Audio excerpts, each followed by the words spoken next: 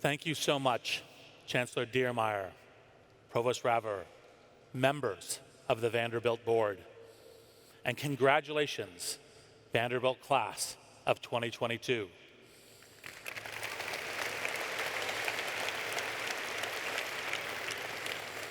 It's my privilege to join you today at such a proud moment in your lives. Okay, that's enough of that. Hey everyone, it's such an honor to share this moment with you. It's a magnificent stadium you've got, but I do have a suggestion about air conditioning.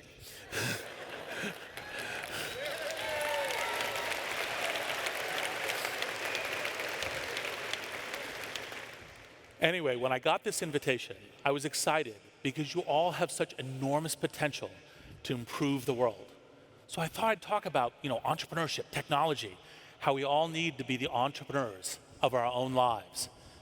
But then I thought it was something even more important to me, which is foundational to our aspirations of the future, to the goal of stay young, stay foolish. And what I realized I most wanted to talk about was friendship. Not the Hallmark kind, not all sunshine and roses and bunny rabbits. I mean real, substantive friendship that's sometimes really hard and that shapes and changes our lives. In fact, alongside your family, making and cultivating and keeping close friends may be your life's most important work. Yes, to help your career, I'm the LinkedIn guy. I'm not going to tell you otherwise. Your network's important. But more than that, friends will be absolutely central to your sense of happiness, connection, and meaning. Also, friendship's a conversation. So I want to try something that feels a little bit more like a conversation. It's an odd conversation, since I'll be the only one talking. But I'll try to explain the importance of friendship with 4 brief stories from my own life's path, each with a learning that's been valuable to me in every part of my life.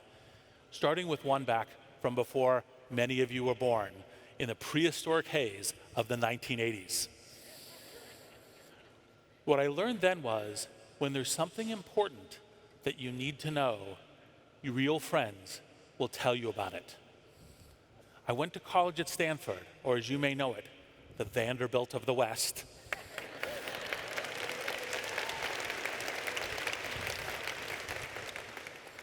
When I got to campus my freshman year, I thought what many of you might have thought arriving here a few years ago, that what would matter most, about college was the college, the teachers, the skills, the degree, the institution. But within a month, I knew I was wrong. Don't misunderstand me. College was awesome.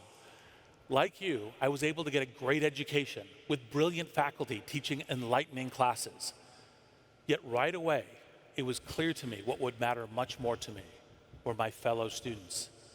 After a high school where, frankly, it wasn't always easy for me to find friends who shared my interest, now I was surrounded by them. And through some of my classes, I met this one woman, Kendaren, who seemed to like talking to me. We started out discussing our coursework in world civilization. Over time, we got to learn about each other's families, our disastrous dating experiences. We saw each other's flaws. In other words, we became friends.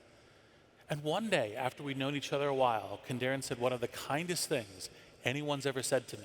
She said, "Reid, you seem to have no understanding of half of humanity." She meant women. And she didn't actually say it that way because she's too nice, but it's what she meant. Because like a lot of young men, I got to college with approximately 0 comprehension of women. And no one else had ever cared enough to tell me I needed help. And that's what's great about Kendaren. She didn't just say it, she did something about it. She had lined up a few friends who were game to let me come listen to some furlong girl talk and learn if I'd be interested. Of course I was interested. So one afternoon, Kendaren told me to meet her and her girlfriends at a picnic table by her dorm, and they got right into it, discussing their friendships way more intensively than I ever did with my male friends, openly talking about their sex lives in ways that still make me blush. And especially going over some of the crap they had to deal with routinely just for being women. You know, there was this guy at the party following me, hitting on me. I had to figure out how to make him go away, but I didn't want him to be rude. I didn't want to be rude or make him mad. And that was hardly the worst of it. And I was like, wait, what? You have to live like that? Naive, obviously. But if you don't know this about me, I am a white man. So there was a lot I didn't know about a lot of people's experiences. And of course, there still is. But before Kindaren, I didn't even know that I didn't know. And after, I started to clue in years before I would have otherwise, to approach relationships of all kinds, understanding that your experience may be very different than mine. It's an imperfect awareness, to be sure, but it's helped me be a better friend, boss, spouse, investor, really every part of my life. So to reiterate, when there's something important you don't know, real friends will tell you about it. They might even help you learn it. And like me, you may be deeply grateful.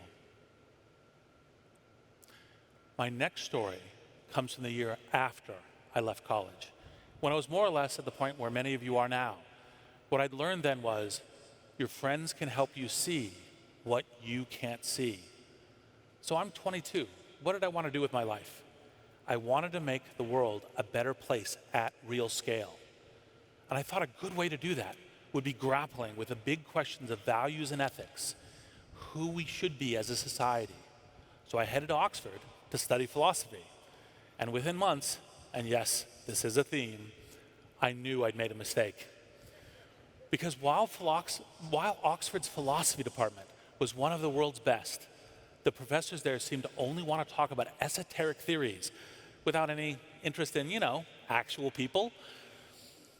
Clearly not what I wanted, because it wasn't connected to that mission, expressing values in a way that would have a big, broad social impact. So philosophy wasn't my path. But I had no idea what to do instead, and I was kind of lost and miserable. Fortunately, I had a friend, Stefan. He knew me well, and when he saw me struggling, he asked me this one question that was so simple, it changed my life completely. He said, you want to put good values into society at real scale? I was like, yeah. Why do you think philosophy is your only path to do that? And I was like, oh. And Stefan said, if academia wasn't getting me there, well, I should choose a different path that would. Don't sit there feeling like you don't know what to do. Go do something. I'd never stopped to think of it that way. Of course, there must be paths that were more about making change. So with no savings and less clue what I'd actually end up doing, I took the leap. I went back to where I grew up, Northern California, took entry-level jobs in a field that valued change at scale, the tech industry. Now, spoiler alert, that worked out okay. But I didn't know that then, and I wouldn't have done it without friends backing me up and egging me on. We all have dreams for what we'd like to do in this life, a meaning we want our life to have. It's not always clear right away what that is, and if you're not sure yet, that's okay. And that's where this lesson comes in. Your friends can help you see what you can't see. They'll help you, you'll help them, and you'll all do better and go further. So that was my 20s. It wasn't until my 30s that I started to absorb this next lesson about friendship. Friends will tell you not what you want to hear, but what you need to hear. It's a decade later, 2002, and I'm part of this executive team at this thing, PayPal. And after several years of 100-hour work weeks, a lot of luck, and a few scrapes with federal banking laws, we just sold PayPal to eBay. I was 35, completely exhausted. And so I was planning on taking a year off, get out of Silicon Valley, and just travel. Everyone congratulates me on this excellent decision. And so off I go, first stop Australia, to hang out with my grad school friend Ned, who had recently moved there. Ned and I had grown surprisingly close over the years. And I say surprisingly because on paper, we weren't cut out for that. He was a West Point graduate, former Army Ranger, athletic, kind of badass. And I was, well, me. And as a couple of Americans studying abroad, we bonded and grew to know what made each other tick. And we made a point of keeping up in the intervening years, making sure to have regular meals and to stay in touch. So he takes a few days off, and we drive down the south of Sydney to this beach bungalow for some catch-up. And Ned's like, so, post PayPal, what are you thinking about? And I said, well, I've been watching this website, Friendster, transforming people's social lives. Facebook didn't exist yet. And I have this idea for a different kind of social network, one to help people's economic lives. It was exciting because I thought it could really help a lot of people have more satisfying careers, impact their families, their communities. But first, I'm going to do this travel year that everyone, including me, is so jazzed about. But not Ned. Ned thought I was blowing it. He alone told me, I hear you're tired, dude, but this next thing sounds super important. And you know how the tech industry works. The time to do that idea isn't 6 months from now. It's now. Cancel the trip and get back to the valley ASAP. It's too important to who you are. And as I started to picture my vacation spiraling down the drain, in the opposite direction, of course, this being Australia, deep down, I knew that Ned was remembering what I'd momentarily forgotten, that mission I'd defined a decade earlier. Because Ned had been around when I'd first arrived at that. He knew about me, and as a good friend, he wasn't going to let me off the hook. You can guess the rest. Changed my tickets, flew back home, got to work at starting on what became LinkedIn, which was good because Ned was correct. The time was right then. Lots of other people were already working on ideas for professional networks. If I'd taken my vacation and delayed pitching LinkedIn even a few months, they'd have too big a head start. I don't get funded, the whole thing doesn't happen. No long friendship with Ned, no frank talk, no LinkedIn. Now, to be clear, the point of the story isn't never take a vacation, always work more. That would be dumb, and I try not to say dumb things. But there is this myth of the entrepreneur as solo genius. It's a good story, but it's not usually true. In fact, I've found just the opposite. You have a team. Some of your key teammates are your friends. The ones you share your dreams and fears and hopes with are the people most able to help you get to where you should be going. Because again, friends will tell you not what you want to hear, but what you need to hear. Okay, here's the last lesson I'll share. It's also maybe the most subtle, but in a way, the most important, and something I'm still learning. Paradoxically, your friends help you the most by letting you help them. Let me see if I can get this one across. I'm sometimes asked if I've had any mentors. The truth is, I've had 100, most of them friends. And in turn, I've been fortunate enough to help and be a mentor to many of my friends, some profoundly. But to be clear, I say this not from pride, but gratitude. Because having friends who have trusted and permitted me to help them has brought me greater joy than nearly anything else in my life. I mean, of course, we also hang out, have dinner, play games, go on vacation, all those good things. But it's when I've helped the people I know best towards goals and values I know them to have that I've most felt, this is why I'm here. I'm thinking of a particular late night talk that I had with my friend Oscar, who I'd known for a decade to be a smart, thoughtful, honorable man, but who at that time was being a friggin' jerk. Clearly trying to passively aggressively provoke his wife of 6 years into divorcing him. And so one night we sorted through what Oscar was doing, why he was doing it, and that whatever was driving that passive aggressive garbage, he needed to confront it head on and either reconnect or disconnect from his wife cleanly. Long story short, that conversation made a big difference in Oscar's life. They stayed together, a family with kids, very happy. But that's not why I'm mentioning it here today. For one thing, Oscar's not here, and besides, his real name isn't Oscar. What kind of friend would I be if I took a private talk and shared it with an auditorium full of people in Nashville? I'm mentioning it because it was also one of the key experiences in my life. Because for Oscar and me to even have that talk, he had to put his full trust and faith in me, which was a great gift to me. Because by doing that, he showed me that I was the kind of person who was worthy of such trust. He showed me I was worthy. And I've never forgotten that feeling. And that's how your friends help you most, by letting you help them.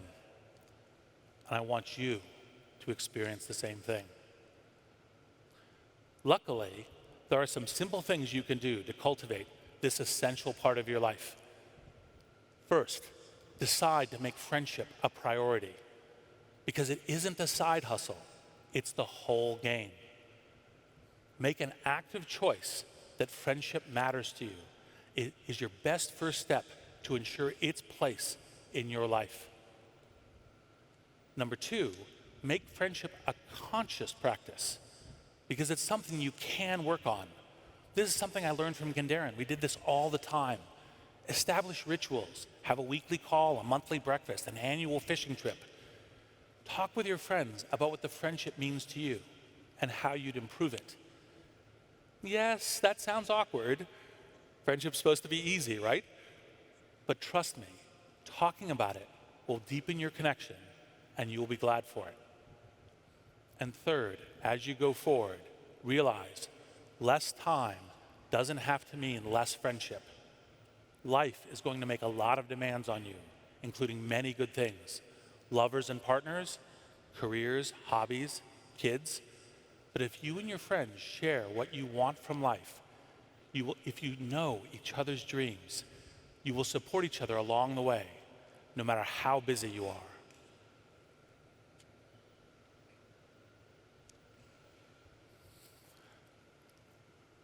Vanderbilt class of 2022, when you're my age now, a third of a century from today, the world will be a very different place. Partly because each of you will change it. But in what direction? What will be your mission? Graduating from a place like Vanderbilt, your possibilities are vast for more than nearly any other group in history. And you want to make it count. You want to make it meaningful. So I'll leave you with this. Life is most fulfilling as a team sport. We achieve more and feel better together. It's why we rejoice at being here, now, present with one another. Our connections, and especially our friendships, are where we thrive and how we move forward and upward. You will help each other grow and figure out hard choices and feel less alone in the world and part of something bigger, as successful and as fulfilled as you deserve to be. So as you prepare to scatter to different places and paths, take a moment to look around. Because you may think here at commencement week that your life is all ahead of you, but actually you're already in it. And many of the people who will be most important to you are probably sitting around you right now. Thank you for being here, and congratulations, class of 2022.